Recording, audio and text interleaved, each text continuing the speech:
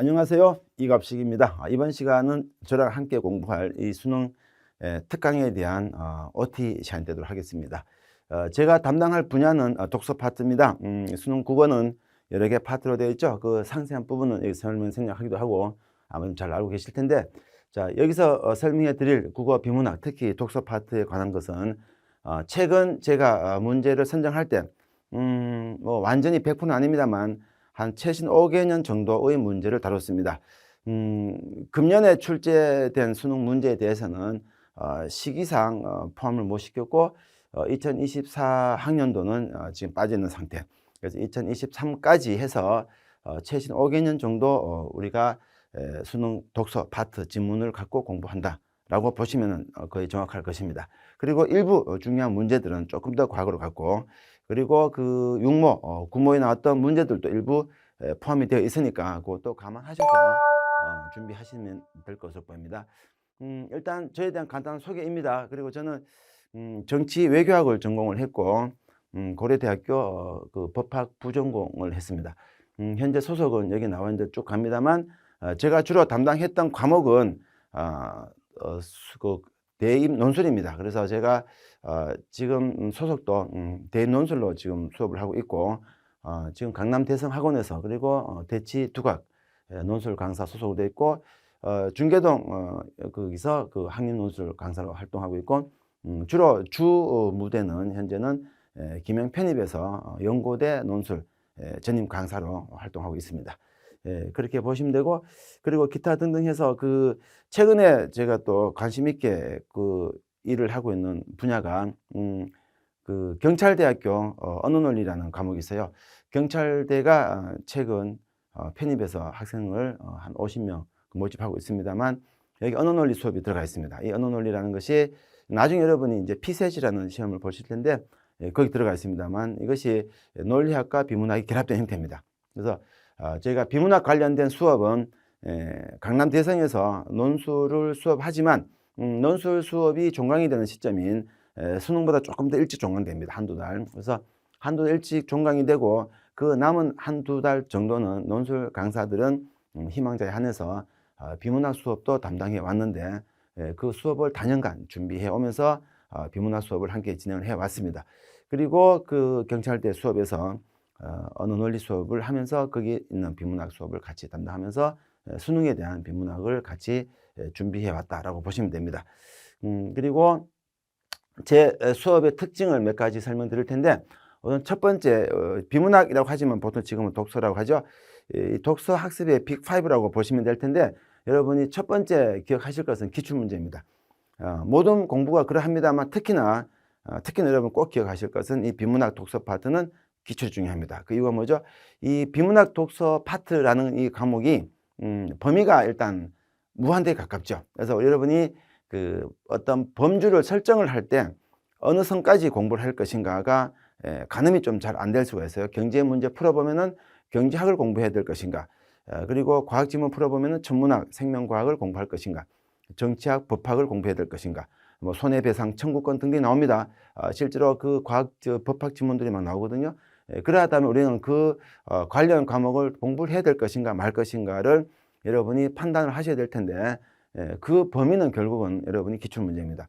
기출문제를 보시면은 그 깊이가 나올 것이고, 그 깊이를 여러분이 보시면서 본인이 소화할 수 없는 부분까지 만약에 나온다. 이건 학생들마다 다를 수가 있어요.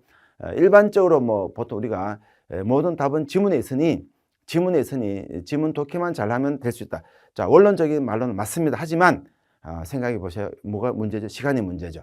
그 지문 갖고 여러분 충분한 시간이 주어진다면, 자, 전국의 어떤 학생이든 국어를 잘 할 수 있는 학생들이라면 우리말을 다 잘 할 것이니 충분히 풀고 답을 찾을 수 있습니다. 하지만 국어 수능 시간은 80분이죠. 이 시간 동안 그 문제를 빨리 풀어야 되기 때문에 결국은 어느 정도 지식도 또한 필요합니다. 그래서 그 판단을 본인이 하셔야 될 것이고, 학생들마다 어떤 그 학업 성취도에 따라 좀 달라질 수 있기 때문에 반드시 기출 문제를 통해서 접근하실 필요가 있다. 두 번째, 독해력입니다. 독해력이라는 것은 여러분이 독해가 된다 안 된다는 말을 되게 많이 하죠. 이건 실제로 독해는 굉장히 구조적으로 객관적으로 접근해 들어갈 필요가 있어요.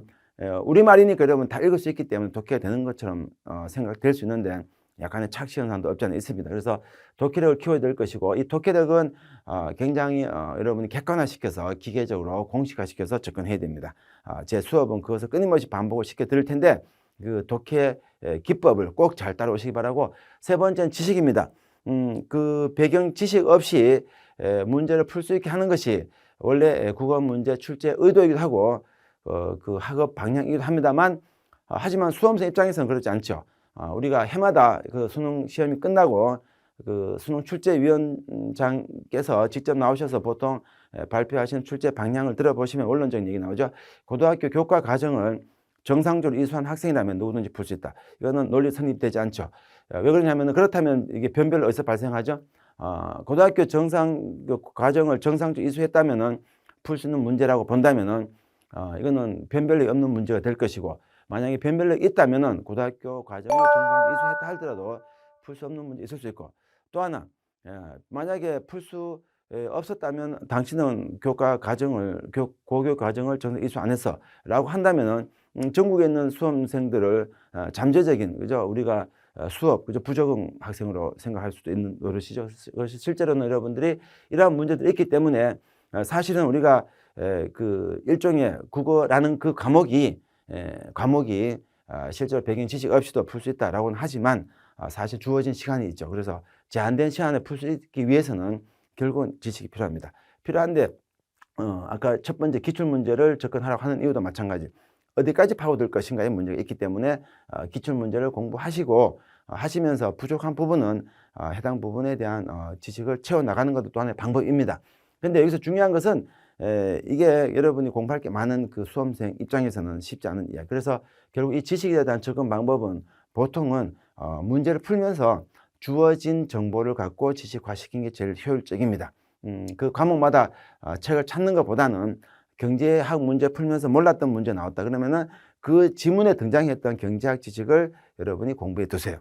천문학, 생명과학 마찬가지입니다. 그렇게 하는 것이 효율적이고 그 정도 지식도 충분할 것으로 보입니다만 가끔 이제 개인마다 좀 차이가 있기 때문에 그때는 조금씩 보완하는 것도 좋은 방법이다. 네 번째는 연습입니다. 당연하겠죠?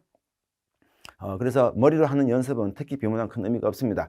문제를 풀면서 결국은 우리가 주어진 지문의 답을 찾을 수 있는 것이 비문학의 특징이라면, 비문학에서 우리가 빨리 찾는 것이 관건일 것이고, 결국은 그 비문학 독해라는 것은 결국 일종의 우리가 내비게이션 역할을 하는 겁니다. 밑에 선지 보면서 빨리 그 질문이 나와 있는 그 부분을 찾는 겁니다. 누가 빨리 찾느냐라는 싸움일 텐데 그게 독해력으로 우리가 보통 귀결된다고 보시면 돼요. 그것은 결국 연습을 통해서만 가능하다. 그리고 다섯 번째 콘텐츠입니다. 그 계속 기출문제만 풀고 있을 수도 없는 노릇이고 하니까 콘텐츠를 여러분이 잘 선택하셔서 본인한테 맞는 콘텐츠라면 가장 좋은 콘텐츠라고 보시면 돼요. 그래서 우리는 만점을 지향한다. 모든 공부는 만점을 지향하는 겁니다. 한 개만 틀려도 괜찮아 이런 건 없어요. 제 수업의 특성을 보시면, 그래서 저는 아주 콘텐츠 신경을 많이 씁니다. 이번 수업도 그 수업에 다루는 그 내용보다 훨씬 더 풍부한 해설을 단 보충 자료가 나갈 것입니다. 그래서 수업 때는 이제 시간상 빨리 답을 찾고 지나가기 때문에 상세한 해설 같은 경우는 여러분이 제가 제공해 드리는 콘텐츠를 통해서 확인하실 수 있을 것 같아요. 그 다음에 지문이 나왔을 때 지문 갖고 배경 지식을 항상 체계화시킬 것입니다. 그리고 세 번째는 해제가 아주 상세할 것인데 답만 찾는 해제가 절대 아니다라는 거. 답은 여러분이 찾는 겁니다. 물론 제가 설명해 드리겠지만, 그래서 선지가 있다면 모든 선지가 반드시 설명되는 것이 가장 우리가 독서에서는 중요한 설명 방식이다. 그리고 독해력의 무한 확장. 이 독해력의 무한 확장이라는 것은 배경 지식이 아니라 어떤 방법론입니다.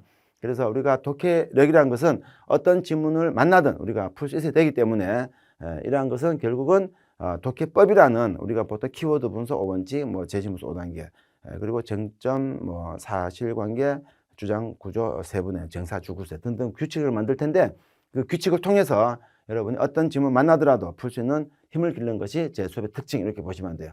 그리고 단계별 독해는 많이 본 거죠. 사실적, 추론적, 비판적, 논리 확장.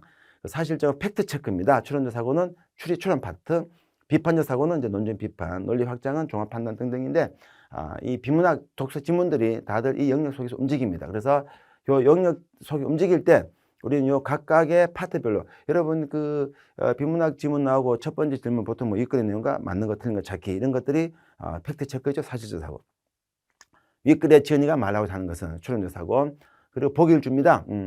보기에 따를 때 다음 진술 틀린 거 찾는 거 맞는 거 찾는 거 보통 평가 쪽이죠. 논리 비판. 논리 확장은 그거 말고 추가적인 자료를 막 줍니다. 그림도 주고 뭐 음악 악보가 나올 때도 있고 여러 가지 기호 나올 때도 있고 등등 해서 논리 확장 종합 판단 쪽이에요. 이게 실제로 우리가 비문학 독서에서 보는 문제 패턴입니다.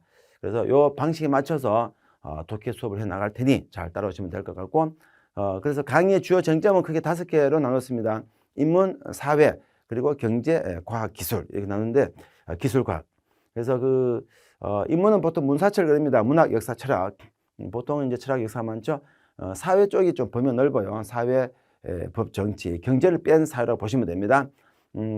최근에는 법이 좀 많이 나오고 있습니다. 예전에는 정치 파트가 좀 많았는데 법이 최근에 부쩍 많아졌어요. 그리고 경제도 굉장히 많은 비중을 차지하고 있고 과학 기술이 좀 많이 나오고 있죠. 기술과는 조금 다릅니다. 기술은 우리가 흔히 접하는 정말 기계적인 기술적인 이런 부분들이라 본다면 과학은 물화생지라고 하는 여기 생명과학과 천문학이 조금 많이 나오는 편이죠. 그렇게 보시면 되고 결국은 제 수업의 특징이 독해라는 것은 키워드를 중심에 두고 키워드 중요합니다. 독해는 키워드 싸움입니다. 키워드 싸움이고 그 키워드가 무엇이냐에 따라서는 우리가 수업에서 상지 취급하겠지만 키워드를 찾는 눈을 길러야 됩니다. 글을 쓰는 사람은 그 모든 글이 다 중요하진 않습니다. 물론 글이 중요하지만 그 중에 더 중요한 부분도 있는데 그게 숨겨져 있죠. 그래서 우리가 독자 입장에서는 그 숨겨져 있는 보석 같은 그 키워드를 찾는, 발굴하는 능력, 이게 독해력의 핵심이라고 보시면 됩니다. 물론 그게 전부는 아니죠. 그래서 논리 구조를 파악해야 되고 그리고 백인 지식과 분석력이 필요하죠. 그리고 도표는 우리가 수치적인 도표만 도표인 것이 아니죠.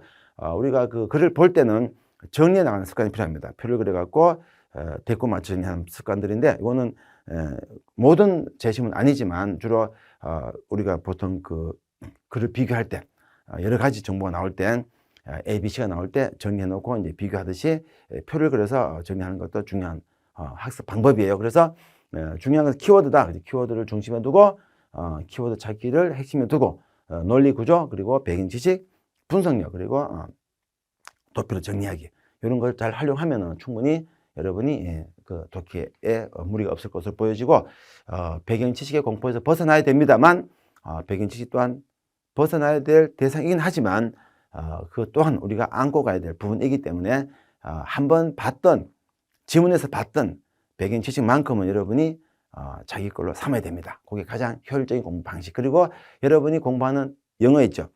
그리고 사회 과목 있죠. 과학 과목 있죠. 이 모든 것들이 독서의 배경 지식입니다. 그래서 추가적인 그 독서를 위한 비문학을 위한 배경 지식 공부는 비효율적이다 라고 일단 정리하시고 하지만 특정 부분에 대해서 잘 모르겠다라는 부분이 있으면은 그 부분이 또 출제되면 또 힘들 것이니까 그런 부분은 추가적인 정리를 해 두시는 게 좋을 것인데 그와 같은 방법론은 저랑 함께 전체가 35강으로 구성이 됩니다. 5개 파트에 각 파트가 7문제였죠. 그래서 35강 구성될 텐데 35강 진행하면서 하나씩 점검해 두신다면 이 강의만으로도 여러분은 충분한 논술 언어 국어 부분 비문학 독서 파트에 대한 준비가 충분히 될 것으로 생각됩니다. 그래서 이것을 물론 이게 전부는 아니겠지만 이것을 기본 실력으로 해서 추가적인 지식을 쌓는다면 국어에서도 충분히 만점을 우리는 만점을 지향합니다. 모든 공부는 만점을 지향해야 돼요. 1개, 2개 틀리겠다라는 식의 공부는 안 돼요. 만점을 지향하고 충분히 가능합니다. 킬러 문항이 없어지는 수능 추세로 봤을 때는 여러분이 못 풀 문제는 없다는 뜻이에요. 그건 단지 시간의 문제다.